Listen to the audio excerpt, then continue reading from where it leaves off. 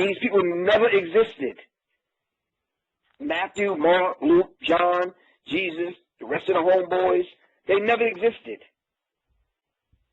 Adam, who's the dude on the boat? Noah.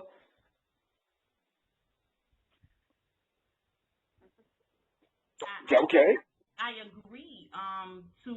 No, you don't have to agree or disagree, but at least if we're talking about a psychological war, what better way to get the masses of the people brainwashed by using religion?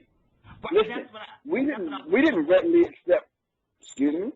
I said that's just what I was getting ready to say. Okay, but we didn't readily accept Christianity. Christianity was forced on us, right or wrong. Right. Oh, so if that's the case, then the question becomes, then when we're talking about blood and human sacrifice, that's how Christianity started off. Right? Right. Absolutely. Absolutely. So then, if we talk about the crucifix, then did we have the cross before we had Christ, or the so-called Christ? You asked the question, did we have the cross before we had Christ? Yeah. Oh, not Christ, pardon me, Jesus. That's two different things. I'm not sure. I don't know if if there was the cross before Jesus or how that happened. I know that there's a lot of overwhelming information about the similarities between Horus and Isis and Jesus and Mary, and so it's kind of difficult to decipher all of where the truth is. And so in my own personal studies, just going through and trying to get a better understanding, I have definitely come to the conclusion that Christianity is a manufactured religion to control, because Constantine needed to be able to do that. He needed to be able to control his country. And so he instituted and established that Roman Catholic Church as a means of control. And so I'm kind of at the point where, understanding that with that comes its own level of knowledge. But once you move beyond that, it's delving into the beyond that where, it gets a little sketchy for me. I get it. But still in all, if we're talking about a psychological war, a war that's being waged against the soul. I was just about to ask you to explain exactly what psychological meant in terms of not the mind but the soul. Okay. So if you could give us just a little bit about that, I'd appreciate it. Because in modern society, we're taught that when you're dealing with the psyche, you're dealing with the mind. And in your lectures, you give a very different definition of what psychological is. Well, not very different, but you give a different definition of what psychological is. So if you could break it down a little bit for us as we proceed in this conversation. Well, I think the beautiful thing that's being displayed in the book, The Psychological Covert War on Hip Hop, is the fact that it's not coming from Griff. It's coming through Griff. So this is why I give the references. This is why I give the information in the book for people to go look for themselves. So I don't want people to believe me. Okay. So this is why I lay it out in the way that I lay it out.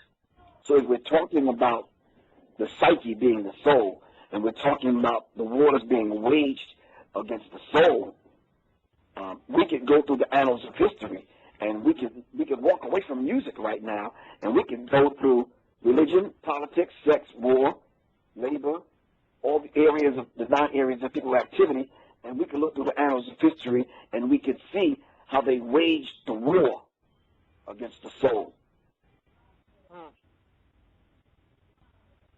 So even if we look at the legacy, the stolen legacy of black music, they've waged a psychological war. Right now, when you look at jazz, tell me Kenny G's name don't come up. Probably at the top of the list. When you talk about rock and roll, which is ours, tell me Elvis's name don't come up. Yeah. And in a few more days, when you go back to look at hip hop and rap, Eminem's name is going to come up. Mhm. Yeah. Because they always have to have this white savior kind of mentality to keep their ego and their psyche in check. So anything that black people tend to be the possessors of the foundational knowledge of, white people have to come in and supplant us. And this goes right along with, you know, the crazy, stupid, foolish, ignorant notion that the earth began 4,400 years ago, when it talks about in the beginning, God created the heaven and the earth. And a guy named Moses wrote the Pentateuch, which is the 5 books of the Bible. First 5 books of the Bible, but Moses wasn't even born yet. Right. That makes no inherent sense whatsoever. How can you write a book and you're not born? But you can't tell the masses of the people that. You end up getting into a fight with people. And you can't tell black women that the main reason that they wrote Lilith out of the Bible and interjected Eve in the garden was simply because to destroy the woman. So from the beginning of the damn book, all through the book, women are slaves, whores, prostitutes, and all the rest of its madness. So guess what happens on a psychological level? You go to church now and you see women in the church. Men ain't trying to go to church. And if they are in church, they're effeminate. See, now I thought I said gay, it meant something else, so I'm just going to stick with the word effeminate. Okay. Well, you know, man. we don't have no rules over here, so you can say it how you feel it. Right. Well, it is what it is. And I'm just saying to you that if they would have left the woman intact in the missing books of the Bible, lost books of the Bible, forgotten books of the Bible, stolen books of the Bible, the Apocrypha, the Book of Enoch, I mean, I can name about 50 more books. But we take it out of the Bible, and we end up in 1611 with the King James Version, which is a bastardized poison book. Yeah, I better put my phone number behind that statement. 678-557-2919.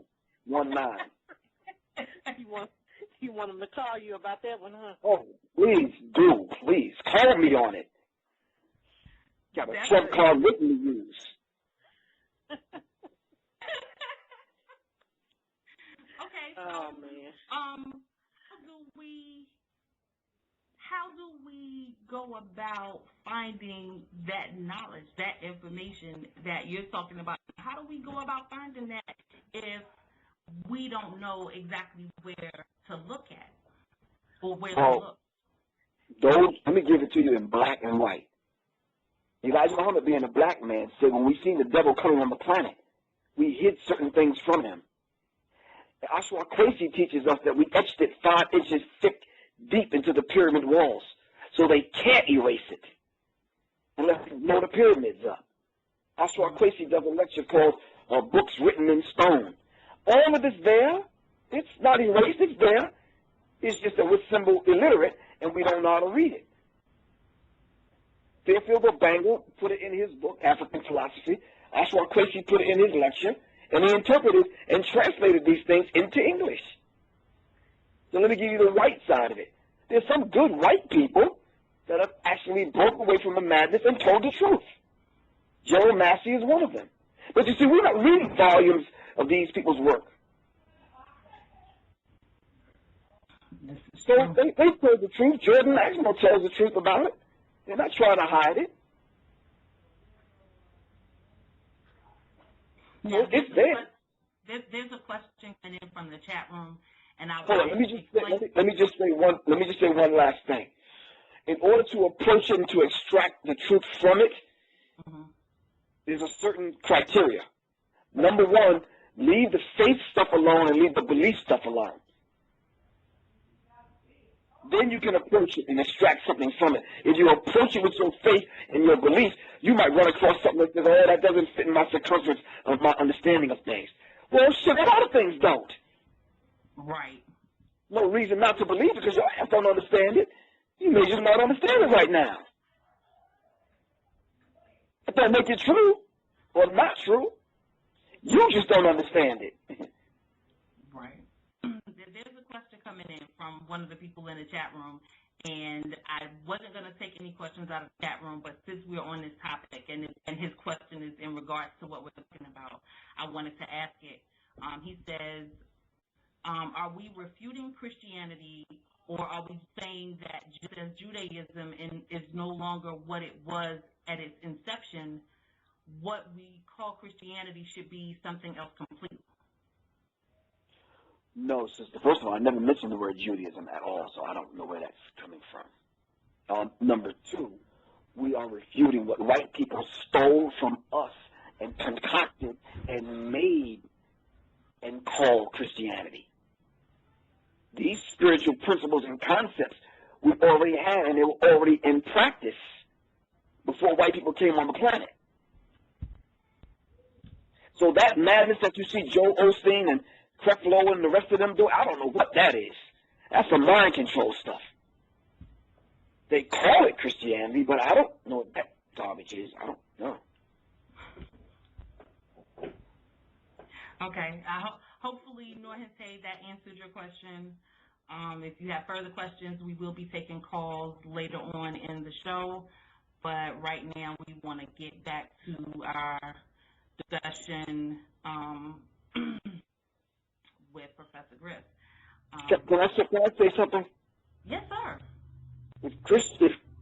If a Christian is once crystallized into the oneness with God through the example Christ, right? Mm-hmm. But that is a working fundamental definition. Let's put a pin mark in that. Now let's turn around and look at the behavior of the Christians. I hear what you said. That's all I can say. Right. And there's another question, comment. You're saying. But I had a question. But about Professor Griff's question. How many dead Africans at the feet of the cross? Wait a minute. No, I wasn't there. Let's just roll our minds back a few years. Can we roll our minds back a few years? Yes. I studied basic history. Was not the slave ships called the good ship Jesus? The Holy Mary and the grace of God? That's all I get from that. That's good. That's works. It's because it's such profound information. There's really, I don't even know how to respond. It's like there's nothing else to be said behind it. That was like the mic dropper, you know. I broke the mic, flamed it. It's over. Because based on what you were saying, I've been doing trying to get my eyes open myself, and I was watching this. I've looked at a couple of DVDs lately. One is called Hidden Colors, and the other one is called Hebrew, the So-Called Negro. And it was, talking about some of the things that you are bringing to the forefront at this present time. All right. And I feel like everybody should check them out. Okay. You said you had another question in the chat room? Yeah, it was. Hold on, let me see if I can get back to it. He said, well, there is the theory that Judaism is in fact from Africa. And then he said, and no, I'm not an Israelite. I can't address that. Well, yeah. All right. And? That was really kind of all he said. Well, okay, so can we get back to what you were saying? Okay, well, we are the original people. These spiritual concepts come from us. Now, whether they take them and make them a religion to a degree. Did you blame them? No. They crawled out of the caves and know and have nothing. Everything they had, they stole. Pretty much. And this is the basis of what they want, of what they've done with everything that they've done since they emerged in history. It stole everything they could, took credit for it, and then turned around to use it against Well, us. that's beautiful, because now we have to look at, did they do that, and are they doing that to hip-hop? This is why I wrote the book, The Psychological Covert War on Hip-Hop. Covert meaning hidden. Psyche meaning the soul. They're waging the war against the souls of black people and the vibration of hip-hop. And it's a war that's going on. Can we talk about page 82 now? Talk to me. Okay. On page 82, you talk about the secret covenant. Now, can you explain exactly what the secret covenant is? Because it's in bullet points. So can you explain exactly what it is, what it means, and how it affects the hip-hop industry, and what the effects of that are, if I said that correctly? Well, I said earlier that there was a few brave white people that broke away and actually spilled the beans, so to speak. And this particular information was leaked out, so to speak. And in my book, when I wrote about the secret covenant, I wrote it and put it in bullet points. Well, let me digress for a minute. The book was written basically on an 8th grade level. And that's not to insult anyone. Trust me, it's truly not designed to insult anyone's intelligence. I wanted to reach a younger audience. Mm-hmm. So I wrote it and put it in such a way where there's nice black and white pictures in the book, simply because I wanted people to truly, young people to truly get it, and for parents to use it as a teaching tool. So when I read The Secret Covenant, I said to myself, young black people are not going to be able to understand it. You know, the average article that's written in a newspaper or a magazine is 500 words or less. And not to insult anyone, you're not going to keep young people's attention. They're not reading 500 words. Would you agree? I completely agree. Yeah. So I put it in bullet points so we could just take one point at a time and kind of deal with it so we can understand the depth of what each point is saying. Now, overall, to give you an overall glimpse and view of the secret covenant. The secret covenant was a secret only among them, not us. They never meant for us to read it. I mean, if you follow along what I'm saying. So we were never meant to get a hold of the secret covenant. So we got a hold of the secret covenant, and the learned elders of Zion,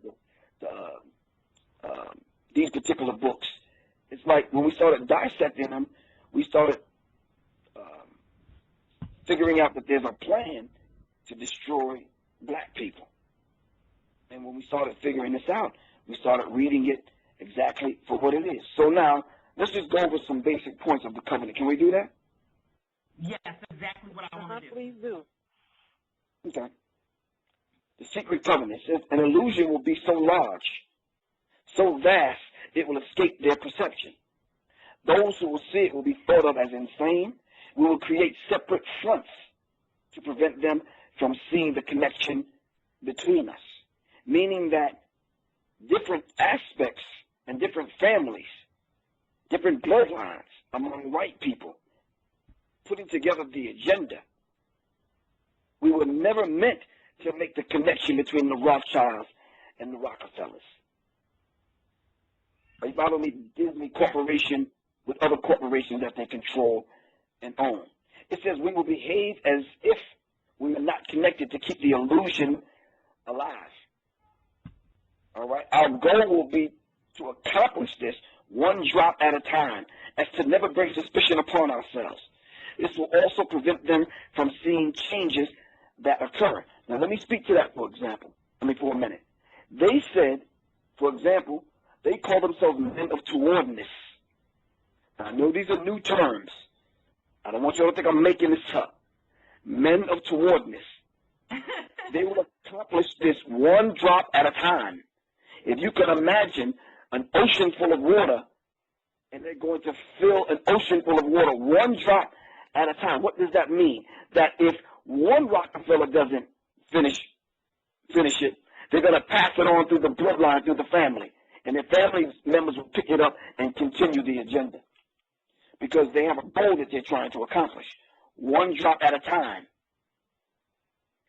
The Federal Reserve and the 14th, I believe, the 13th and the 14th Amendments, if I'm not mistaken, which took over economic structure dealing with the IRS and the Federal Reserve, all right, was crafted by a handful of people at Jekyll Island off the coast of Georgia, right? If you know your history, these people, if you read the story by G. Edward Griff, he talks about how they rode in different train cars, box cars. They were never seen together. They boarded the train under false names, had false identities and all this kind of stuff. You're talking about Jekyll Island. And then they came up with a plan, and they instituted it. And they put themselves in place to deal with the money. And then one of them broke away and came out and said they care not who's the president. They care not what the educational system is about. As long as they control the money, they'll control the people. It says we will always stand above their relative fields of their experience, for we know the secrets of the absolute. We will work together always. We will remain bound by blood. And I always talk about they keep it in the bloodline. The White House is a symbol for the bloodline. It's not a physical house. It's bloodline. Trace Barack Obama's mama back, and you'll see what bloodline I'm talking about. We will always remain bound by blood and secrecy. Death will come to those who speak. Now, I'm hearing somebody talking. That's really throwing me off.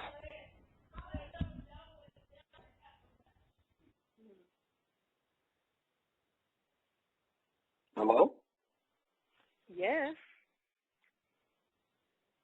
I'm still here. You can keep on going. Because the people are listening. It says, we will keep their lifespan short and their minds weak while pretending to do the opposite. We will use our knowledge of science and technology in subtle ways so that we will never see what is happening.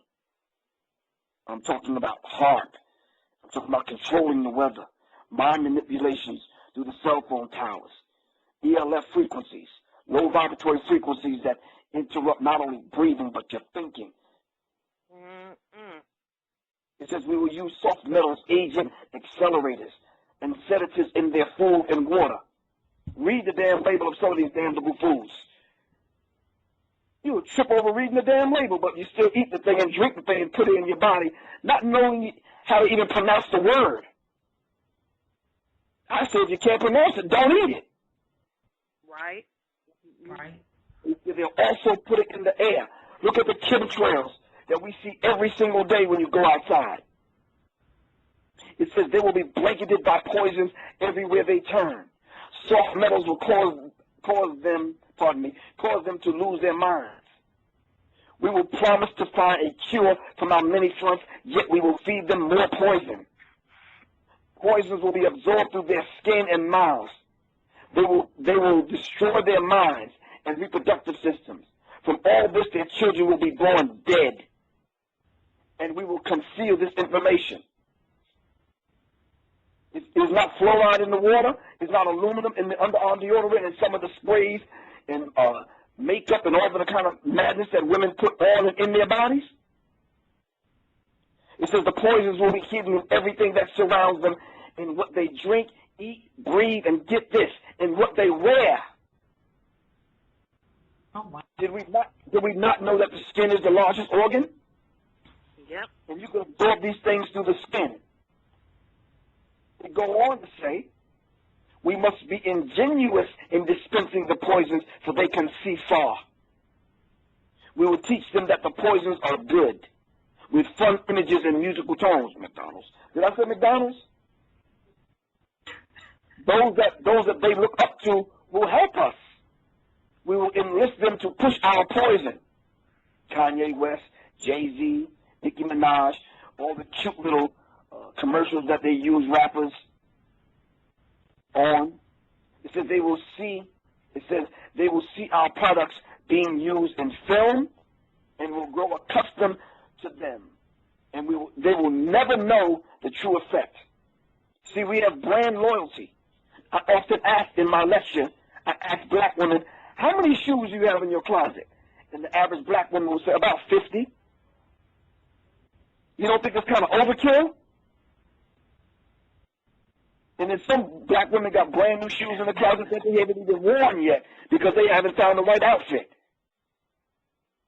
It says when they give birth, we will inject poisons into the blood of their children and convince them it's for their own good and for their own health.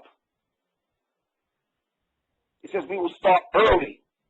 When their minds are young, we will target their children with what children love the most, sweet things.